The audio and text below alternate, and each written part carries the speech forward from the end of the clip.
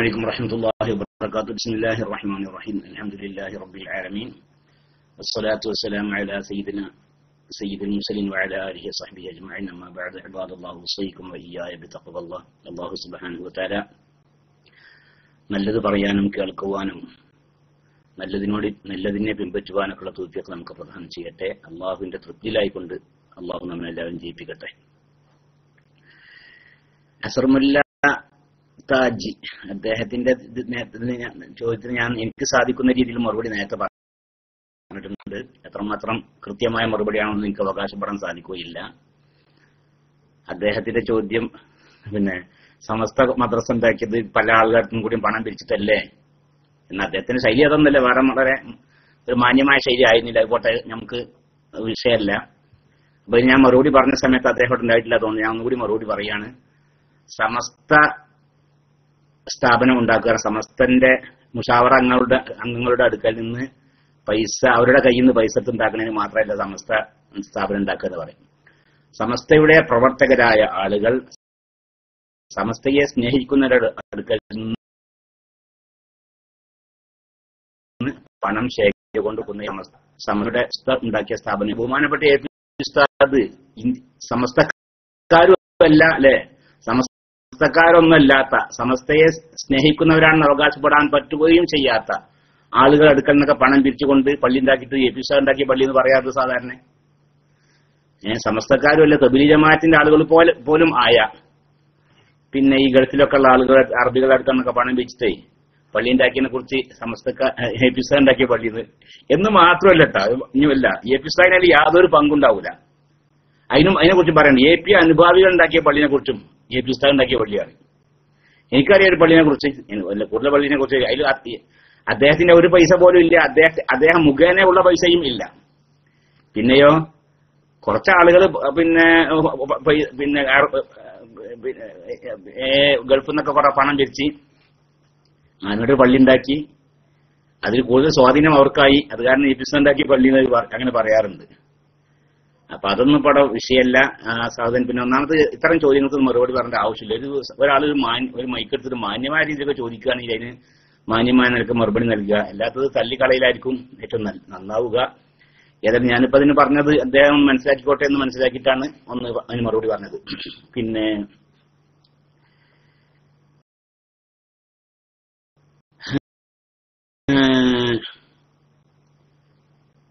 മുസ്ലിം സ്ത്രീ ഇവിടെ ഇതാണ്, ഇത് PM ഒന്നുമല്ല. അതിന് ബഹുമാനപ്പെട്ട നാട്ടിക ഉസ്താദിന്റെ ഒരു മറുപടി ഉണ്ട് അല്ലെ.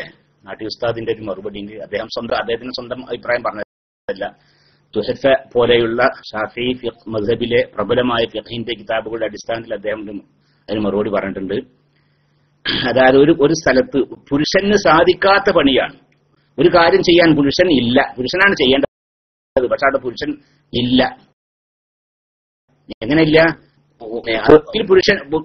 പുരുഷവർഗം തന്നെ ഇല്ല, അല്ലെങ്കിൽ പുരുഷന് ആ പണി ചെയ്യാൻ സാധിക്കുകയില്ല. എന്നാൽ അവിടെ സ്ത്രീകൾക്ക് ആ കാര്യം ചെയ്യാവുന്നതാണ് എന്ന് ബഹുമാനപ്പെട്ട ഫുഖഹാ അവരുടെ കിതാബിൽ രേഖപ്പെടുത്തി വെച്ചതിന്റെ അടിസ്ഥാനത്തിൽ ബഹുമാനപ്പെട്ട സമസ്തയുടെ അഭിപ്രായം, ആ വിഷയത്തിൽ സമസ്തയുടെ അഭിപ്രായം, സ്ത്രീകൾക്കായി സംവരണം ചെയ്യപ്പെടാത്ത സീറ്റുകളുണ്ട്, അവിടെ സ്ത്രീകൾ മത്സരിക്കരുത് എന്നാണ്. അവിടെ സ്ത്രീകൾ മത്സരിക്കുകയും ചെയ്യരുത്. അവിടെ ആരെങ്കിലും മത്സരിക്കുന്നുണ്ടെങ്കിൽ സുന്നത്ത് ജമാഅത്തിന്റെ പ്രവർത്തകരൊന്നും ആ പെണ്ണിനെ വിജയിപ്പിക്കാൻ വേണ്ടി പണിയെടുക്കുകയും ചെയ്യരുത്. സ്ത്രീകൾക്ക് വേണ്ടി സ്ത്രീ സംവരണ സീറ്റല്ല, പിന്നെ ജനറൽ സീറ്റാണ്. അവിടെ സ്ത്രീകൾ മത്സരിക്കരുത്. പിന്നെ അഥവാ വല്ല പെണ്ണും ആ നിയമമൊക്കെ ലംഘിച്ചുകൊണ്ട് മത്സരിക്കുകയാണെങ്കിൽ അവളെ വിജയിപ്പിക്കാൻ വേണ്ടി ശ്രമിക്കുകയും ചെയ്യരുത്. അതേ സമയത്ത് സ്ത്രീകൾക്കല്ലാതെ അവിടെ മത്സരിക്കാൻ പറ്റൂല നിൽക്കുക. സ്ത്രീകൾക്കല്ലാതെ മത്സരിക്കാൻ പറ്റൂല. ഇനി ഒരു വനിത സ്ത്രീ സംവരണ സീറ്റ് അടഞ്ഞപ്പോ സയ്യിദ് മുഹമ്മദ് ഹൈദർ ഷിഹാബ് നമുക്ക് മത്സരിക്കാൻ പറ്റുമോ? അഹ്ലുൽ ബൈത്താണ്, ലീഗിന്റെ വലിയ ആളാണെന്നൊക്കെ പറഞ്ഞിട്ട് അവിടെ മത്സരിക്കാൻ പറ്റുമോ? പറ്റൂല. അവിടെ സ്ത്രീ സംവരണമാകുമ്പോൾ സ്ത്രീകൾക്ക് മാത്രമേ മത്സരിക്കാൻ പറ്റൂ. അത് ഇന്ത്യ ഗവൺമെന്റ് അങ്ങനെ നിയമം കൊണ്ടുവന്നാണ്. അപ്പോൾ അങ്ങനത്തെ സീറ്റിൽ മുസ്ലിം സ്ത്രീകൾ അവിടെ മത്സരിക്കാതെ വിട്ടു നിന്നാൽ ചിലപ്പോൾ മറ്റ് സ്ത്രീകളൊക്കെ അവിടെ ഏതായാലും സ്ത്രീകൾക്ക് മത്സരിക്കാൻ പറ്റുള്ളൂ. അപ്പൊ മറ്റുള്ളവർ മത്സരിക്കുകയും നമുക്ക് ലഭിക്കേണ്ടുന്ന ആനുകൂല്യങ്ങൾക്ക് അത് വിഘാതമാവുകയും ചെയ്യും. അതിന്റെ അടിസ്ഥാനത്തിൽ അവിടെ സ്ത്രീകൾക്ക് ഇസ്ലാമിക നിയമങ്ങളൊക്കെ പാലിച്ചുകൊണ്ട് മത്സരിക്കാം. അവൾ മറക്കേണ്ടുന്ന സ്ഥലങ്ങളൊക്കെ മറച്ചുകൊണ്ട് ഇഖ്തിലാത്ത് അന്യപുരുഷന്മാരുമായി കൂടി കലരാതെ ഇങ്ങനത്തെ രീതിയിലൊക്കെ ഇസ്ലാമിക നിയമങ്ങളൊക്കെ പാലിച്ചുകൊണ്ട് മത്സരിക്കുന്നത് കൊണ്ട് വിരോധമില്ല. അതാണ് ഇപ്പൊ ഇതിനെക്കുറിച്ച് നമ്മുടെ ബഹുമാനപ്പെട്ട സമസ്തയുടെ ഉലമാക്കളൊക്കെ പറയുന്ന വിഷയം.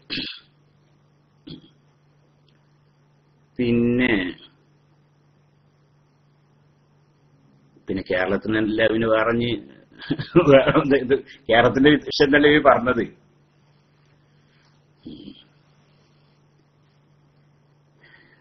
സൗദി പറ്റുമായിരിക്കും. എന്താ കേരളത്തിൽ എന്താ പറ്റായി? സൗദിയിനേക്കാൾ ഉഷാറാന്ന് എനിക്ക് തോന്നുന്നു ആ വിഷയത്തിലൊക്കെ അല്ലെ. ഞാൻ അവർക്ക് ചിന്തിക്കാതെ കേട്ടാ. നമ്മുടെ നാട്ടിലൊക്കെ ഇവിടെ ചില അറബ് രാജ്യങ്ങളിലൊക്കെ കാണാം ഈ സ്ത്രീകളും പുരുഷന്മാരും ഒക്കെ അറബ് രാജ്യം മാത്രമല്ല ചില പല ഇസ്ലാമിക രാജ്യങ്ങളും കാണാം. വലിയ ഓഡിറ്റോറിയം മറ്റൊക്കെ ഉണ്ടാകുമ്പോഴേ അതിലൊക്കെയാണ് സ്ത്രീകളും പുരുഷന്മാരും ഇങ്ങനെ കലർന്നിരിക്കണം. തൊട്ടിരിക്കുകയല്ല, പുരുഷൻ ഇരിക്കുന്ന സീറ്റിന്റെ തൊട്ടടുത്ത് സ്ത്രീ ഇരിക്കുക, അതിന്റെ അടുത്ത് വേറെ പുരുഷനായിരിക്കും, അതിന്റെ അടുത്ത് വേറെ സ്ത്രീ ആയിരിക്കും. അങ്ങനെ.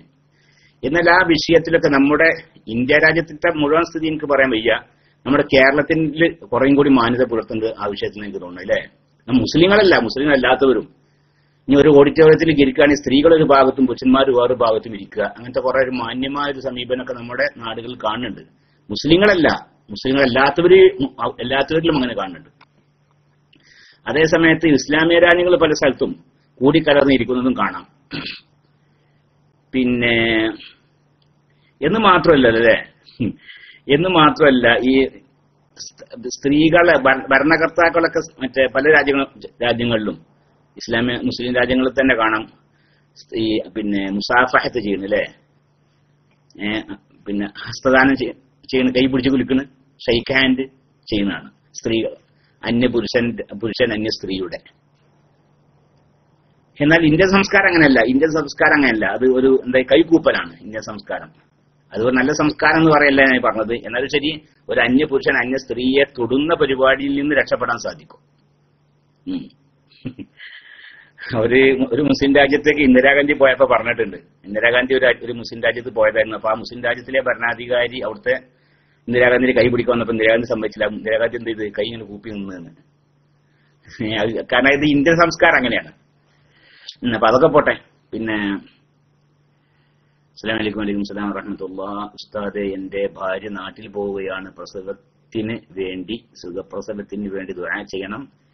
ഇവിടുന്ന് പോകാൻ ചില ഹുക്കൂമ പ്രോബ്ലം ഉണ്ട്. അത് നീങ്ങാൻ ദുആ ചെയ്യണം. അല്ലാഹു റബ്ബുൽ ഇസ്സത്ത് അവന്റെ മഹദായ ഫദ്ൽ കൊണ്ടും റസൂലുള്ളാഹി സല്ലല്ലാഹു അലൈഹി വസല്ലമയുടെ ഹഖ് ബർക്കത്ത് കൊണ്ടും എല്ലാ വക വിഷമങ്ങളിൽ നിന്നും അല്ലാഹു രക്ഷപ്പെടുത്തട്ടെ. ഒരു വിഷമത്തിനും ബുദ്ധിമുട്ടൊന്നും പെടാത്ത രീതിയിൽ കാര്യങ്ങളെല്ലാം നല്ല ഭംഗിയായി അള്ളാഹു നിറവേറ്റി തരട്ടെ. പ്രസവം അള്ളാഹു സുബ്ഹാനഹു സുഖമാക്കുകയും ആ പ്രസവത്തിൽ നിങ്ങൾക്കും കുടുംബത്തിനും ദീനിനും ഉപകരിക്കുന്ന നല്ല സ്വാലിഹായ ഒരു സന്താനത്തെ അള്ളാഹു പ്രദാനം ചെയ്യുകയും ചെയ്യട്ടെ. ആമീൻ. വസല്ലല്ലാഹു അലാ സയ്യിദിനാ മുഹമ്മദ്. പിന്നെ എന്താണ്? അസ്സലാമു അലൈക്കും. വലൈക്കും സലാം വറഹ്മത്തുള്ളാഹി. ഉസ്താദെ, എന്റെ സുഹൃത്തിന്റെ കുട്ടി പ്രസവിച്ച് കുറച്ച് ദിവസത്തിനുള്ളിൽ മരണപ്പെട്ടു. ആ കുട്ടിക്ക് വേണ്ടി ഉദ്ഹിയത്ത് അറുക്കൽ സുന്നത്തുണ്ടോ? ഉദ്ഹിയത്ത് എന്നാവൂല ഉദ്ദേശിച്ചിട്ടുണ്ടാകുക, പിന്നെ ഹഖീഖത്തായിരിക്കും ഉണ്ടാകുക അല്ലെ. ചില ആളുകളൊക്കെ അറക്കലിനൊക്കെ ഉദ്ഹിയത്താക്കലുണ്ട്. ചില ആളുകൾ ഹജ്ജ് സംബന്ധമായ അറിവുണ്ടല്ലോ, ഫിദിയ, അതിനെ കുറിച്ചും ചിലർ ഉദ്ഹിയത്ത് എന്ന് പറയാറുണ്ട്. അതല്ല, അതിനൊക്കെ വേറെയാണ് പേര്. ഈ പ്രസവിച്ചതിന് അർക്കുന്നതിന്, പ്രസവിച്ച കുട്ടികളെ അറക്കുന്നതിന് അത് അഖീഖത്ത് എന്നാണ് ഇതിന് പറയുക. അഖീഖത്ത് അറക്കൽ സുന്നത്തുണ്ടോന്ന്, കുട്ടി പ്രസവിച്ചതിന് ശേഷം ആ കുട്ടി മരിച്ചു, എന്നാ പിന്നെ ആ മരിച്ച കുട്ടിയുടെ പേരിൽ അഖീഖത്ത് അറക്കൽ സുന്നത്തുണ്ടോ? ഉണ്ട്. ഗർഭപാത്രത്തിൽ നിന്ന് കുട്ടി പൂർണ്ണമായും പുറത്തു വന്നു, എന്നിട്ട് എന്ത് ചെയ്ത് ആ കുട്ടി അപ്പൊ തന്നെ മരിക്കുകയും ചെയ്തു. എന്നാലും ആ കുട്ടിയുടെ പേരിൽ അഖീഖത്ത് സുന്നത്തുണ്ട് എന്നാണ്. അതേസമയത്ത് ഗർഭപാത്രത്തിൽ വെച്ച് തന്നെ മരിച്ചു നിൽക്കുക, അല്ലെങ്കിൽ പോരുന്ന വഴിക്ക് മരിച്ചു, പൂർണ്ണമായിട്ട് പോരാതെ, ഒന്നുകിൽ ഗർഭപാത്രത്തിൽ വെച്ച് മരിച്ചു, അല്ലെങ്കിൽ ഗർഭപാത്രത്തിൽ നിന്ന് പോന്ന്. എന്താണല്ലേ അള്ളാഹു തആലാന്റെ ഈ ദീനിൽ എന്തെങ്കിലും ഒന്ന് ഒരു വല്ല പോരായ്മയും കാണിക്കാൻ പറ്റുന്നില്ല അല്ലേ? ഗർഭപാത്രത്തിൽ വെച്ച് മരിച്ചു, എന്നാ കുട്ടിയുടെ പേരിൽ അഖീഖത്ത് അറക്കൽ സുന്നത്തുണ്ടോ? ഇല്ല. നമുക്ക് കൃത്യമായിട്ട് പറയാൻ സാധിക്കും ഇല്ല. പിന്നെ പ്രസവിച്ചതിന് ശേഷം മരിച്ചു എന്നാലോ എന്നാ എടുക്കണം. എന്നാ ഒരു കുട്ടിനെ ഗർഭപാത്രത്തിന് പൂർണ്ണമായിട്ടും പോന്നിട്ടുമില്ല, ഇങ്ങോട്ട് അതിന്റെ അവിടുന്ന് പോകുന്നു, എന്നാലും ഇങ്ങോട്ട് പുറത്തേക്ക് പൂർണ്ണമായിട്ടും പുറത്തേക്ക് എത്തിയിട്ടില്ല. അങ്ങനെയാണ് ആ സമയത്താണ് കുട്ടി മരിച്ചു. എന്നാൽ വേണ്ടാന്ന. അതാണ് ആ രീതിയിലെ ബഹുമാനപ്പെട്ട ഫുഖഹാഇന്റെ ഇബാറത്ത് തന്നെ. യുസന്നു യഉഖ അനിൽ വലദി ബഅദ തമാമി ഇൻഫിസാലിഹി. ആ കുട്ടി ഗർഭപാത്രത്തിൽ നിന്ന് പുറത്തേക്ക് പോരൽ പൂർണ്ണമായതിനു ശേഷം, പൂർണ്ണമായിട്ട് പുറത്തു വന്നതിന് ശേഷമാണ് അഖീഖത്തർക്കൽ സുന്നത്തുള്ളത്. അതിനുശേഷം ഈ കുട്ടി മരിച്ചാലും ശരി അഖീഖത്തർക്കൽ സുന്നത്താണ് എന്നാണ് അലൽ മുഅ്തമദി ഫിൽ മജ്മുഇ. അല്ലാഹു റബ്ബി.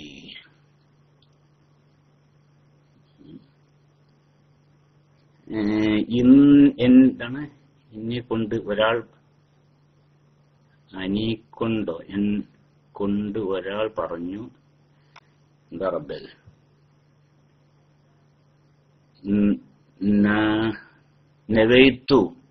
നവൈതു സൗമ ഗദിൻ അൻ അദാഇ ഫർളി റമളാനി ഹാദിഹി സനതി ലില്ലാഹി തആല എന്ന് പറഞ്ഞാൽ ആ കൊല്ലത്തെ മുഴുവൻ നോമ്പും ഖളാ ആയി. അവർക്ക് നോമ്പ് ഖളാ വീട്ടണം. ഓരോ ദിവസവും രാത്രി മുൻകടക്കുന്നു, ഒന്ന് മറുപടി തരണം. നബൈത്ത് സൗമഗദി പറഞ്ഞിട്ട് ഒരാൾ റമദാൻ മാസം മുഴുവൻ നോമ്പോട്ട് നിൽക്കുക. ആ റമദാൻ ഒറ്റ നോമ്പ് സഹിയായിട്ടില്ലാന്നും പിന്നെ റമദാന്റെ നോമ്പൊക്കെ ഖളാ കൂട്ടുമാണെന്ന് ഒരാൾ പറഞ്ഞാ പറഞ്ഞത്.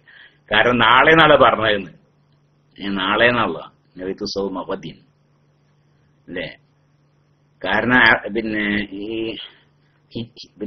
ചന്ദ്രന്റെ സൂര്യൻ അസ്തമിച്ചാലാണല്ലോ ദിവസം തുടങ്ങല്ലേ. സൂര്യൻ അസ്തമിച്ചു. ഇപ്പൊ നമ്മൾ ഏത് ദിവസത്തിലാണ്? അപ്പൊ നമ്മൾ ചൊവ്വാഴ്ചയിലാണുള്ളത് അല്ലേ. തിങ്കളാഴ്ച സൂര്യൻ അസ്തമിച്ചു, മറ്റൊരു ഡേയിലേക്ക് പ്രവേശിച്ചു. അപ്പൊ ഇന്നിപ്പോ നമ്മൾ ചൊവ്വാഴ്ചയാണ്. ഈ ചൊവ്വാഴ്ചന്റെ രാത്രിയിലാണ് ഉള്ളത്. നാളത്തെ പകല് ചൊവ്വാഴ്ചയുടെ പകലിലാണ്. നാളെ മഗ്‌രിബായാലോ ബുധനാഴ്ചയായി, അതാണല്ലോ. അപ്പൊ രാത്രിയാണെങ്കിലും നാളത്തെ നോമ്പ് എന്നാ പറഞ്ഞത് സൗമഗദിൻ. അപ്പൊ എന്താ സഹിയാവുക എന്നാണ് ഇപ്പൊ ചോദ്യം. പിന്നെ ആദ്യം മനസ്സിലാക്കേണ്ട, ഒത് എന്ന പദത്തിന് നാളെ എന്ന അർത്ഥം മാത്രമല്ല ഉള്ളത്. ഇനി നാളെ എന്നുള്ള മലയാളത്തിനും ഒരേ അർത്ഥമല്ല ഉള്ളത്. നമ്മൾ ഖിയാമത്ത് നാളെ കുറിച്ച് നാളെ എന്ന് പറയാറുണ്ട് അല്ലെ. നാളെ റബ്ബിന്റെ മുമ്പിൽ കൈകെട്ടി നിന്ന് മറുപടി പറയേണ്ടി എന്നൊക്കെ അറിയല്ലോ നമ്മള്. എന്താ അപ്പൊ ഭാവി കാലത്തിനെ സംബന്ധിച്ച് നാളെ എന്ന് പറയും. അടുത്ത പകൽ എന്ന അർത്ഥത്തിന് നാളെ എന്ന് പറയുന്നു. ഇപ്പൊ രാത്രിയാണല്ലോ. ഈ രാത്രി കഴിഞ്ഞതിന് ശേഷമുള്ള പകൽ, ആ പകലിനെ കുറിച്ചും ഒത് എന്ന് പറയും, നാളെ എന്ന് പറയും. അപ്പൊ ആ അർത്ഥത്തിലാണ് നബൈത്ത് സൗമഗദിൻ എന്ന് പറയുന്നതും പിന്നെ നാളെ എന്ന് മലയാളത്തിൽ പറഞ്ഞതൊക്കെ ആ അടിസ്ഥാനത്തിലാണ്. ഈ രാത്രി കഴിഞ്ഞതിന് ശേഷമുള്ള ഈ പകലിൽ അതിന് ഒത് എന്ന് പറയും. ഈ രാത്രി കഴിഞ്ഞതിന് ശേഷമുള്ള ഈ പകലിൽ ഞാൻ നോമ്പ് നൽകാൻ കരുതി എന്നാണ് അതിന്റെ അർത്ഥം. അപ്പൊ അതുകൊണ്ട് നോമ്പ് സഹിയാവും ചെയ്യും, അതാവൂട്ടും വേണ്ട. ആ ബേജാറിലൊന്നും ആരും നിൽക്കണ്ട.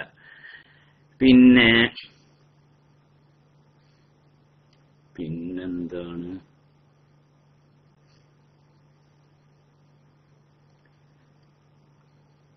അസ്സലാമു അലൈക്കും. വലൈക്കും സലാം വറഹ്മത്തുള്ളാഹി. ഉസ്താദെ, എന്റെ റൂമിൽ കള്ളൻ കയറി എന്റെ വിലപ്പെട്ട പല വസ്തുക്കളും കുറച്ച് റിയാലും കളവ് പോയി. ആ വിലപ്പെട്ട വസ്തുക്കൾ തിരിച്ചു കിട്ടാൻ ഉസ്താദ് ക്ലാസ് റൂമിൽ ദുആ ചെയ്യണേ. അല്ലാഹു സുബ്ഹാനഹു വ തആല ആ നഷ്ടം നല്ല രീതിയിൽ പരിഹരിച്ചു തരട്ടെ. ഏത് രീതിയിലാണോ ആ നഷ്ടം, ആ രീതിയിൽ അല്ലാഹു സുബ്ഹാനഹു വ തആല നിങ്ങളുടെ നഷ്ടം പരിഹരിച്ചു തരട്ടെ. മനസ്സിന് സമാധാനം, റാഹത്തും സന്തോഷമൊക്കെ നൽകട്ടെ. അല്ലാഹു തആല ബർക്കത്ത് പ്രദാനം ചെയ്യട്ടെ. ആമീൻ. സല്ലല്ലാഹു അലൈഹി വസല്ലം മുഹമ്മദിൻ വഅലിഹി വസഹ്ബിഹി അജ്മഈൻ. പിന്നെ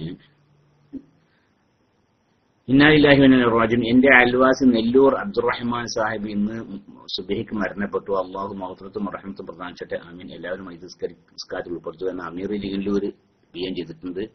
അല്ലാഹു സുബ്ഹാനഹു വ തആല അദ്ദേഹത്തിന് മഗ്ഫിറത്തും റഹ്മത്തും പ്രദാനം ചെയ്യട്ടെ. അവരുടെ ഉഖ്റവിയാ ജീവിതം അല്ലാഹു റാഹത്തിനും സന്തോഷത്തിലാക്കി കൊടുക്കട്ടെ. ആമീൻ. ബാങ്കിലുള്ള പലിശയുടെ പലിശ പാവപ്പെട്ടവർക്ക് കൊടുക്കാൻ പറ്റുമോ? അതൊന്ന് പെട്ടെന്ന് പറയാൻ പറ്റുന്ന ഒരു വിഷയമല്ല. ബാങ്കിലുള്ള ആൾക്കാരെ പാർട്ടിൽ കൊടുക്കാൻ പറ്റും. ബാങ്കിൽ പലിശ സ്ഥാപനത്തിലെ പലിശ ഇടപാട് നടത്തുന്ന ഒരു സ്ഥാപനവുമായി ഒരു ഒരു വിനിമയം നടത്താൻ നമുക്ക് പാടില്ല, ഹറാമാണ്. പലിശ ഇടപാട് നടത്തുന്ന സ്ഥാപനമാണ്, ആ സ്ഥാപനവുമായി ഒരു നിലക്കും നമ്മൾ സഹകരിക്കാൻ പാടില്ല എന്നാണ്. അതിൽ പൈസ നിക്ഷേപിക്കുകയോ ഒരു ഇടപാടും ആ സ്ഥാപനവുമായി നമ്മൾ നടത്താൻ പാടില്ല. അതാണ് ആദ്യം പറയേണ്ടുന്ന മസാല. അതാണ് പലിശ ഇടപാട് നടത്തുന്ന ഒരു സ്ഥാപനവുമായും ഒരു നിലക്കും നമുക്ക് സഹകരിക്കാൻ പറ്റുകയില്ല. അതിൽ പൈസ നിക്ഷേപിക്കുകയോ അതുമായി അത് മറ്റു വേറെ നിലക്ക് ബന്ധപ്പെടുകയോ ചെയ്യാൻ പാടില്ല, ഹറാമാവുന്നു. ഇനി വേറൊരു മാർഗം ഇല്ല നിൽക്കുക. അപ്പൊ ലറൂറത്ത് അല്ലെ, ലറൂറത്താണ്. അപ്പോ സാധാരണ ഹറാമായ കാര്യങ്ങൾ ലറൂറത്തിന്റെ സമയത്ത് ഹലാലാകും, അനുവദിക്കപ്പെടും. വേറൊരു മാർഗവും ഇല്ല എന്ന് പറഞ്ഞാൽ അവന്റെ അടുത്തിൽ കുറച്ച് പൈസ ഉണ്ട്, ആ പൈസ ഒരു വിശ്വസിച്ചിട്ട് സ്ഥലത്ത് ഏൽപ്പിക്കാൻ നമുക്ക് പേടിയാണ്. അപ്പൊ വളരെ അപൂർവമായ സംഭവമാട്ടോ. ഞാൻ അങ്ങനെ ഉണ്ടായി നോക്കുക, അവന്റെ അടുത്ത് കുറച്ച് പൈസ ഉണ്ട്, ആ പൈസ വിശ്വസിച്ച് ആരെയും ഏൽപ്പിക്കാൻ സാധിക്കുന്നില്ല. ഇനി അല്ലെങ്കിൽ ഇനിയിപ്പോ കുറച്ച് വലിയ സംഖ്യ ഒക്കെ ഉണ്ട്, ആ സംഖ്യ ബാങ്കിൽ നിക്ഷേപിക്കാതെ മറ്റാരുടെയും കയ്യിലാണെങ്കിൽ ഗവൺമെന്റ് ചോദ്യം ചെയ്യും. അതിനൊക്കെ ഒരു കണക്കൊക്കെ ഉണ്ട്, 5 ലക്ഷത്തിന്റെ മേലെ അങ്ങനത്തെ ഒരു കണക്കൊക്കെ ഉണ്ട്. അപ്പൊ അങ്ങനത്തെ പേടിയൊക്കെ ഉണ്ട് നിൽക്കുക അല്ലേ. ഇനി അതല്ലെങ്കിൽ ഇപ്പൊ എന്നാലും ഒരു മാർഗമുണ്ട്, അവന്റെ അടുക്കളുടെ സംഖ്യക്ക് വേറെ സാധനം വാങ്ങിട്ടാൽ മതി, പിന്നെ ആവശ്യം ഉണ്ടാകുന്ന സമയത്ത് അത് വിൽക്കാലോ, അങ്ങനെ ചെയ്യാം. ഇങ്ങനൊന്നും ഒരു മാർഗവുമില്ല. അവന്റെ അടുക്കല പൈസ ബാങ്കിൽ നിക്ഷേപിക്കലല്ലാത്ത മറ്റൊരു മാർഗവും അവന്റെ അടുക്കൽ ഇല്ല നിൽക്കുക. അപ്പോൾ മാത്രമേ അത് അനുവദിക്കപ്പെടൂ. അങ്ങനെ എന്ത് ചെയ്തു, പൈസ അവൻ ബാങ്കിൽ നിക്ഷേപിച്ചു. അപ്പൊ അതിന് പലിശ സ്വാഭാവികമായിട്ട് പലിശ വരുമല്ലോ അല്ലെ, പലിശ വരും. പലിശ വരാത്ത പരിപാടി ഉണ്ട് കേട്ടോ, പലിശ വരാതെ നിക്ഷേപിക്കാനുള്ള മാർഗങ്ങളൊക്കെ ഉണ്ട്. ഇനി അതല്ല, അങ്ങനെ പലിശ വന്നു നിൽക്കുക. പലിശ വന്നാൽ അത് അവന് വാങ്ങാൻ പാടുണ്ടോ എന്നാണ്. അത് അവന് വാങ്ങിയിട്ട് അവന് ഉപയോഗിക്കാൻ പാടില്ല എന്ന്, അവന് ഉപയോഗിക്കാൻ പാടില്ല, അവന് ഉപയോഗിക്കൽ അത് ഹറാമാകുന്നു. പിന്നെ ആ പൈസ കൊണ്ട് എന്ത് ചെയ്യണം? അവിടെ ഉലമാക്കൾക്ക് പലരും പല അഭിപ്രായം പറയുന്നുണ്ട്. ചില ബഹുമാനപ്പെട്ട ചെറുശ്ശേരി സാദ് പോലത്തെ ആളുകളൊക്കെ പറഞ്ഞത് പൊതുപ്രവർത്തനങ്ങൾക്ക് വേണ്ടി, പൊതുകാര്യങ്ങൾക്ക് വേണ്ടി ഉപയോഗിക്കാം. പബ്ലിക് കിണർ, അതുപോലെ റോഡ്, വെയിറ്റിംഗ് ഷെഡ്, ഇങ്ങനെയൊക്കെ ഉണ്ടല്ലോ, ഇങ്ങനത്തെ വിഷയങ്ങൾക്കൊക്കെ വേണ്ടി ചെലവഴിക്കാം. വേറെ ചില ഉലമാക്കൾ പറഞ്ഞിട്ടുണ്ട് അത് അവനക്ക് പറ്റൂലെങ്കിലും മറ്റുള്ള ആളുകൾക്ക് കൊടുക്കാം, അത് പാവപ്പെട്ട ആളുകൾക്കൊക്കെ കൊടുക്കാം എന്ന് വേറെ ചില ആളുകൾ പറഞ്ഞിട്ടുണ്ട്. ആ അഭിപ്രായം സ്വീകരിച്ചുകൊണ്ട് അങ്ങനെ ചെയ്യുന്നത് കൊണ്ട് വിരോധമില്ല എന്ന് തോന്നുന്നു. ആ വിഷയത്തിൽ അതേ സംബന്ധിച്ച് എനിക്ക് കൂടുതൽ അറിയില്ല. മറ്റുള്ളവർ പറയുന്നത് കേട്ടത് നിങ്ങളുമായി പങ്കുവെക്കുന്നു എന്ന് മാത്രം.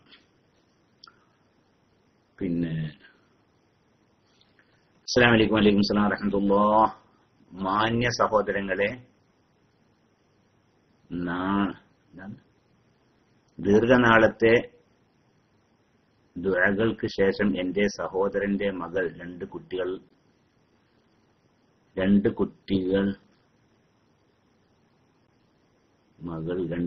ഗർഭം ധരിച്ചതാ ഉണ്ടല്ലോ, ഇങ്ങനെ അതുപോലെ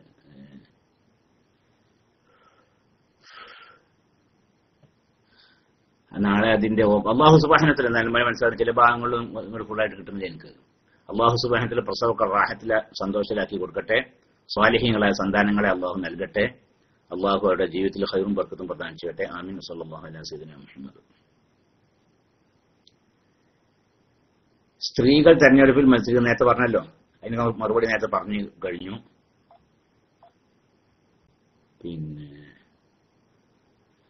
നാളെ പ്രസവ ഓപ്പറേഷൻ ഇൻഷാ അല്ലാഹ് അത് നേരത്തെ പറഞ്ഞു. ഓക്കെ. പിന്നെന്താ? അസ്സലാമു അലൈക്കും. വലൈക്കും സലാം വറഹ്മത്തുള്ളാഹി. 132 കിലോമീറ്റർ താഴെ ദൂരം യാത്ര ചെയ്യുന്നവർ ജംഉം ഖസ്റും ആക്കാൻ പറ്റുന്ന വല്ല അഭിപ്രായവും ഷാഫി മദ്ഹബിൽ ഉണ്ട്. ഷാഫി മദ്ഹബിൽ പ്രബലമല്ലാത്തൊരു അഭിപ്രായമുണ്ട്. 132 കിലോമീറ്ററിനേക്കാൾ താഴെയുള്ള യാത്രയാണെങ്കിലും ജംആക്കാം, ഖസ്റാക്കലല്ല, ജംആക്കാം എന്ന് ഒരു അഭിപ്രായം ഉണ്ട്. സജദ സുജൂദ് ഒന്ന് വിവരിക്കുമോ? സജദ സുജൂദ് എന്ന ഖുർആനിലെ, വിശുദ്ധ ഖുർആനിലെ ചില അടയാളപ്പെടുത്തിയ സ്ഥലങ്ങളുണ്ടാവും. അവിടെ സജദ എന്ന് എഴുതിയിട്ടുണ്ടാവും. അപ്പൊ ആ സ്ഥലത്ത് എത്തിയാൽ സുജൂദ് ചെയ്ത് സുന്നത്തുണ്ട്. അങ്ങനെ 14 സ്ഥലങ്ങളിലാണ് ഖുർആനിൽ അങ്ങനെ അടയാളപ്പെടുത്തിയിട്ടുണ്ടാവുക. അങ്ങനെ ആ 14 സ്ഥലങ്ങളിലും ആ സ്ഥലം ആയത്ത് പൂർണ്ണമായി ഓതി കഴിഞ്ഞതിന് ശേഷം ആയത്ത് പൂർണ്ണമായി ഓതി കഴിഞ്ഞതിന് ശേഷം സുജൂദ് ചെയ്യൽ സുന്നത്താണ്. ആ ആയത്ത് പൂർണ്ണമായും ഓതിക്കഴിഞ്ഞതിന് ശേഷം, അതിന്റെ മുമ്പായിട്ട് പിന്നെ വരാൻ പോണേ ഉള്ളൂ, അല്ലെങ്കിൽ ആ ആയത്ത് പൂർത്തിയായിട്ടില്ല, അപ്പോഴല്ല, ആ ആയത്ത് പൂർണ്ണമായും ഓതിക്കഴിഞ്ഞതിന് ശേഷം സുജൂദ് ചെയ്യൽ സുന്നത്തുണ്ട്. ആ സുജൂദിന് സാധാരണ നിസ്കാരത്തിന്റെ നിബന്ധനകളൊക്കെ അതിനും നിബന്ധനയാണ്. എന്നുവെച്ചാല് വലിയ ശുദ്ധിയെത്തൊട്ടും ചെറിയ ശുദ്ധിയെത്തൊട്ടൊക്കെ ശുദ്ധിയാവണം. എന്നുവെച്ചാൽ ഉദുവൊക്കെ വേണമെന്ന് അർത്ഥം. വലിയ ശുദ്ധിയുള്ളവനാണെങ്കിൽ കുളിക്കണം, ചെറിയ ശുദ്ധിയുള്ളവനാണെങ്കിൽ ഉളു ചെയ്യണം. പിന്നെ ശരീരത്തിലോ പിന്നെ വസ്ത്രത്തിലോ ആ സുജൂദ് ചെയ്യുന്ന സ്ഥലത്തോ ഒന്നും പിന്നെ നജസ് ഉണ്ടാവാൻ പാടില്ല. ഖിബിലയിലേക്ക് മുന്നിടണം, ഔറത്ത് മറക്കണം. അതൊക്കെ ഞാൻ നിബന്ധനകളൊക്കെ ഉണ്ട്. അതൊക്കെ പാലിച്ചുകൊണ്ട് എന്ത് ചെയ്യുക, തിലാവത്തിന്റെ സുജൂദ് ഞാൻ ചെയ്യുന്നു എന്ന നിയ്യത്തോടു കൂടി തക്ബീറത്തുൽ ഇഹ്റാം കെട്ടുക, അല്ലാഹു അക്ബർ. അതിനുശേഷം പിന്നെന്താ, ഒരു സുജൂദ് ചെയ്യുക. ആ സുജൂദിൽ ഏത് സുബ്ഹാന റബ്ബിയൽ അഅ്ലാ വബിഹംദിഹി അത് ഏത് ചെല്ലിയാലും വേണ്ടില്ല, ഇനി സജ്ജദ വജ്ഹലില്ലദീ ഖലഖഹു എന്നുള്ള അത് ഓതിയാലും വേണ്ടി ചെല്ലിയാലും വേണ്ടില്ല, ഏതായാലും വേണ്ടില്ല, ഇനി ഒന്നും ചെല്ലിയാലും വേണ്ടില്ല. അല്ലെങ്കിൽ ഇനി മറ്റേ എന്തെങ്കിലും ദുആ അറബി ഭാഷയിൽ ദുആ ചെയ്യുന്നത് കൊണ്ടും വിരോധമില്ല. അങ്ങനെ ആ ഒരു സുജൂദ് ചെയ്യുക, ആ സുജൂദിന് ശേഷം ഇരിക്കുക, എന്നിട്ട് ഒരു പ്രാവശ്യം പിന്നെ സലാം വിട്ടുക. ഇതാണ് അതിന്റെ രൂപം. പിന്നെ അസ്സലാമു അലൈക്കും വലൈക്കും സലാം വറഹ്മത്തുള്ളാഹി. മഅ്മൂമ് ഫാത്തിഹ ഓതാതെ നിസ്കരിക്കുന്ന മദ്ഹബുണ്ട്, അതുണ്ട്. ഇമാമ് ഫാത്തിഹ ഓതിയ മതി, മഅ്മൂമിന് ഫാത്തിഹ ഓതൽ നിർബന്ധമില്ല എന്ന് പറയുന്ന മദ്ഹബുണ്ട്.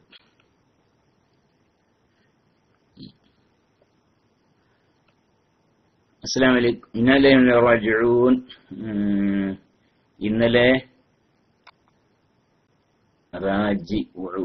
മഹല്ല് കാരണവരും ചാലിൽ കൊണ്ട് അൽ ഹനഫിയ മദ്രസ പ്രസിഡന്റുമായിരുന്ന മൊയ്തീൻ മുസ്ലിയാർ മരണപ്പെട്ടു. അല്ലാഹു സുബ്ഹാനഹു വ തആല അദ്ദേഹത്തിന് മഗ്ഫിറത്തും റഹ്മത്തും പ്രദാനം ചെയ്യട്ടെ. അദ്ദേഹത്തിന്റെ ഖബർ ജീവിതം അല്ലാഹു സുഖത്തിലും റാഹത്തിലും സന്തോഷത്തിലാക്കി കൊടുക്കട്ടെ.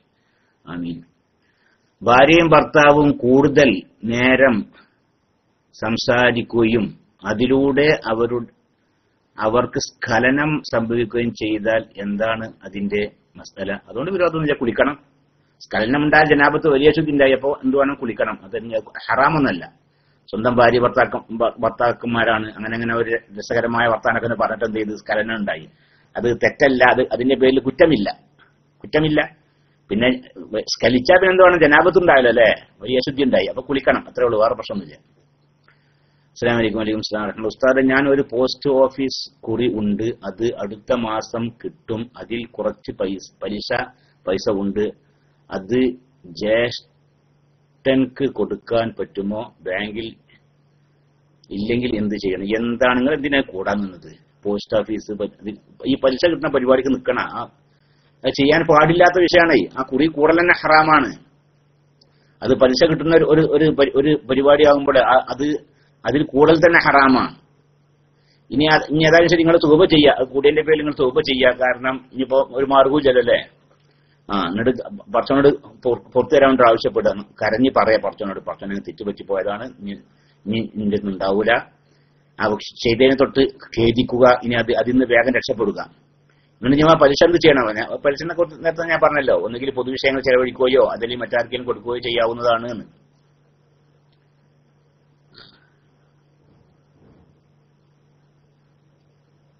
പിന്നെ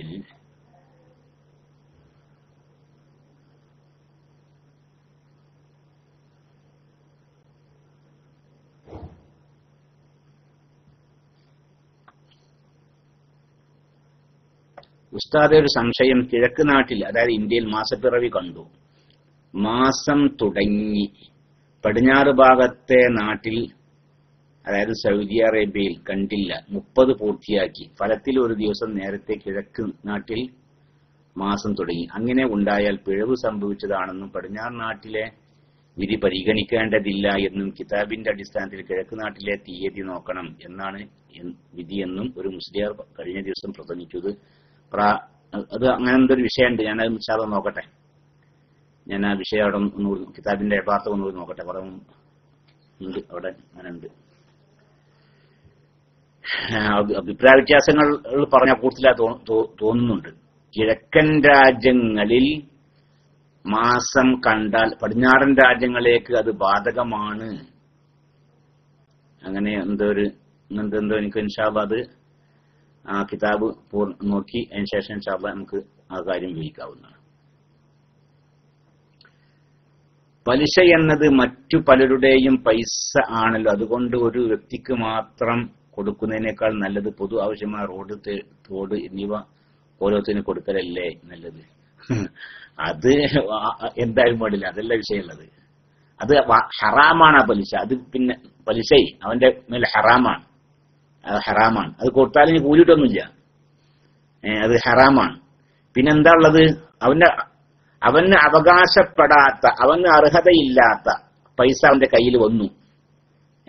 പൈസ അവന്റെ കയ്യിൽ വന്നു. ഇനിയിപ്പോ എന്താ ചെയ്യേണ്ടത് എന്ന്, അത് അങ്ങനത്തെ ഒരു മസല ഉണ്ടല്ലോ. ഇനിയിപ്പോ എന്താണ് ചെയ്യേണ്ടത്? അപ്പൊ അവിടെ ഉലമാക്കൾ പലരും പല അഭിപ്രായം പറഞ്ഞാണ്. ബഹുമാനപ്പെട്ട ചെറുശ്ശേരി ഉസ്താദ് പോലെയുള്ളവരുടെ അഭിപ്രായത്തിനോട് തന്നെ നമുക്ക് ഏറ്റവും കൂടുതൽ യോജിപ്പ് തോന്നുന്നത് പൊതുവിഷയങ്ങൾ ചെലവഴിക്കുക എന്ന്. പൊതുവിഷയങ്ങൾ ചെലവഴിക്കുക. ഞാൻ പിന്നെ മറ്റത് പറഞ്ഞത് നമ്മുടെ ഉലമാക്കൾ പറഞ്ഞത് കേട്ടതല്ല, വേറെ ചില ആളുകളൊക്കെ തന്നെ പറഞ്ഞതാണ് കേട്ടുള്ളത്. അപ്പൊ അത് ശരി, എനിക്ക് അത് സംബന്ധമായി സ്വന്തമായ ഒരു അഭിപ്രായം പറയാൻ മാത്രമുള്ള വീറും നമുക്കില്ലല്ലോ. പിന്നെ ബഹുമാനപ്പെട്ട ഉലമാക്കൾ പറഞ്ഞ അഭിപ്രായങ്ങൾ നിങ്ങളുടെ മുമ്പിൽ വെച്ചു എന്ന്, അതാണ്.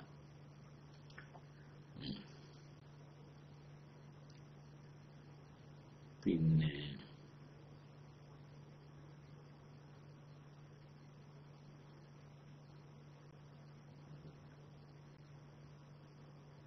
അസ്സലാമു അലൈക്കും വറഹ്മത്തുള്ളാഹി വബറകാതുഹു. ഉസ്താദെ, എനിക്ക് ഒരു ആൺകുട്ടി ഉണ്ടാവാനും അവനെ സമസ്തയുടെ ഒരു ഉഖ്റവിയായ പണ്ഡിതനാവാനും ഉസ്താദ് ദുആ ചെയ്യുക.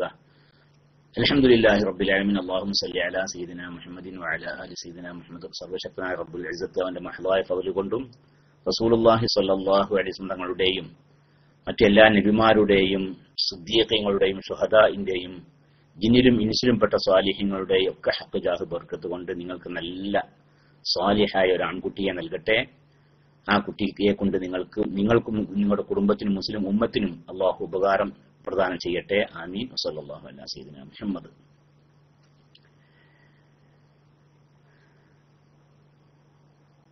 പിന്നെ തിലാവത്തിന്റെ സുജൂദ് ശേഷം ഒരു സലാം മതിയോ? അത് മതി.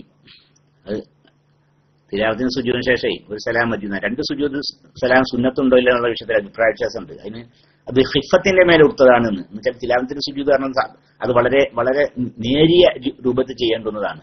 അതുകൊണ്ട് ഒരു സുജൂദ് തന്നെ ചെയ്താലും മതി. രണ്ടാമത്തെ സുജൂദ് സുന്നത്തില്ല, അല്ല രണ്ടാമത്തെ സലാമുട്ടൽ സുന്നത്തില്ല എന്ന് ബഹുമാനപ്പെട്ട ഉലമാക്കൾ പറഞ്ഞിട്ടുണ്ട്. സാധാരണ നിസ്കരിക്കുമ്പോൾ തന്നെ ആദ്യത്തെ സലാമാണ് നിർബന്ധമുള്ളത്, രണ്ടാം സലാം സുന്നത്താണ്. എന്നാൽ ഇതിനതില്ല, അത് കാരണം ഹിഫത്താണ്, വളരെ പെട്ടെന്ന് ചെയ്തു തീർക്കേണ്ടുന്നതാണ്.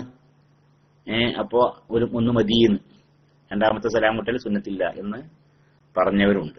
അസ്സലാമു അലൈക്കും വലൈക്കും സലാം വറഹ്മത്തുള്ളാഹി. ഉസ്താദെ, ജംആക്കുമ്പോൾ ഖസ്ർ ആക്കൽ നിർബന്ധമാണോ? ഇല്ല, അങ്ങനൊന്നുമില്ല. ജംആക്കുമ്പോൾ ഖസ്റാക്കൽ നിർബന്ധമൊന്നുമില്ല. ജംആക്കാം ഖസ്റാക്കാതെ, ജംആക്കാതെ ഖസ്റു ആക്കാം, അങ്ങനെയൊക്കെ പറ്റും. പിന്നെ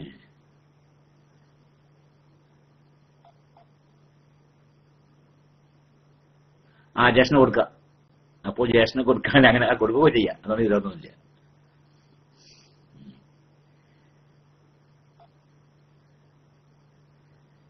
അപ്പോ തിലാവത്തിന്റെ സുജൂദിൽ എന്താ ചെയ്യേണ്ടതെന്നോ? തിലാവത്തിന്റെ സുജൂദിലെ സുബ്ഹാന റബ്ബിയൽ അഅ്ലാ വ ബിഹംദി സാധാരണ സുജൂദ് ചെയ്യുമ്പോൾ ചെല്ലുന്നുണ്ടല്ലോ, അത് ചെല്ലാം. ഇനി അതല്ലെങ്കിൽ വേറെ ദുആകളുണ്ട്. സജദ വജ്ഹി ലില്ലദി ഖലഖഹു വസവ്വറഹു വശഖ സമഅഹു വബസറഹു തബാറകല്ലാഹു അഹ്സനുൽ ഖാലിഖീൻ എന്ന് പറയുന്ന ദുആ ഉണ്ട്, അതും ചൊല്ലാം. ഇനി അതല്ല, ഇനി വേറെ റബ്ബനാ ആതിനാ ഫിദ് ദുനിയാ ഹസന വഫിൽ ആഖിറതി ഹസനത വഖിനാ അദാബന്നാർന്നോ എന്തെങ്കിലും ദുആ ചെയ്യുകയോ ഒക്കെ ചെയ്യാം. ഇനി ഒന്നും ചൊല്ലാതെ വെറും സുജൂദ് മാത്രം ചെയ്തു നിൽക്കുക, എന്നാലും സഹിഹാകുന്നു. പിന്നെ അസ്സലാമു അലൈക്കും വലൈക്കും സലാം. ഉസ്താദെ, തുണി അടക്കമുള്ള ടൈലർ ഷാപ്പിന് സക്കാത്ത് കൊടുക്കണം? തുണി ടൈലർ ഷാപ്പിന് സക്കാത്ത് വേണ്ട. അവിടുത്തെ തുണി ഉണ്ടല്ലോ, ആ തുണി പിന്നെ സക്കാത്തിന്റെ നിസാബ് തികയുന്ന സംഖ്യക്കുള്ള ഉള്ളതുണ്ട് എങ്കിൽ സക്കാത്ത് കൊടുക്കണം. കച്ചവട സ്ഥാപനമാണ്, അത് തുണിയും ഇയാൾക്ക് വിൽക്കുകയാണല്ലോ, അല്ലെ? അങ്ങനെ വിൽക്കുകയാണ്. അപ്പോ പിന്നെ ആ തുണി നിസാബ് 595 ഗ്രാം വെള്ളിയുടെ സംഖ്യക്കുള്ള തുണി ഉണ്ട് ആ കടയിൽ നിൽക്കുക, എന്നാൽ സക്കാത്ത് കൊടുക്കണം. അതല്ല തുണി അത്ര ഒന്നും അതിന് താഴെ ഉള്ളൂ, പിന്നെ തുണി സാധനങ്ങൾ നിൽക്കുക, എന്നാലും സക്കാത്ത് കൊടുക്കും വേണ്ട. അള്ളാഹു സുബ്ഹാനഹു വ തആല ഇതുവരേക്കും പറഞ്ഞതും ചോദിച്ചതും കേട്ടതൊക്കെ അള്ളാഹു കബൂൽ ചെയ്യട്ടെ. അള്ളാഹു അവന്റെ ദീനനുസരിച്ച് ജീവിക്കാനുള്ള തൗഫീഖ് നമുക്ക് എല്ലാവർക്കും പ്രദാനം ചെയ്യട്ടെ. പല വിഷയങ്ങൾക്ക് വേണ്ടി പലരും ദുആ ചെയ്യാൻ ആവശ്യപ്പെട്ടു. അതൊക്കെ അവരുടെ ഉദ്ദേശങ്ങൾക്ക് അള്ളാഹു സുബ്ഹാനഹു വ തആല മഹ്ലായ ഫضലുകൾ നിറവേറ്റി കൊടുക്കട്ടെ. ദുനിയാവിലും ആഖിറത്തിലും രക്ഷപ്പെട്ടവരിൽ അള്ളാഹു സുബ്ഹാനഹു വ തആല നമ്മെയും നമ്മോട് ബന്ധപ്പെട്ടവരെയും ഉൾപ്പെടുത്തി തരട്ടെ. നമ്മെയും നമ്മോട് ബന്ധപ്പെട്ടവരെയും അള്ളാഹു മരിപ്പിക്കുന്ന സമയത്ത് പൂർണ്ണ ഈമാനോട് കൂടി ലാ ഇലാഹ ഇല്ലല്ലാഹ് എന്ന കലിമ ഉച്ചരിപ്പിച്ചുകൊണ്ട് സ്വർഗം കാണിച്ചു തന്നുകൊണ്ട് മരിപ്പിക്കട്ടെ. ആമീൻ. വസല്ലല്ലാഹു അലാ സയ്യിദിനാ മുഹമ്മദിൻ വആലിഹി വസഹ്ബിഹി അജ്മഈൻ. അൽഹംദുലില്ലാഹി റബ്ബിൽ ആലമീൻ. അസ്സലാമു അലൈക്കും വറഹ്മത്തുള്ളാഹി തആല വബറകാതുഹു.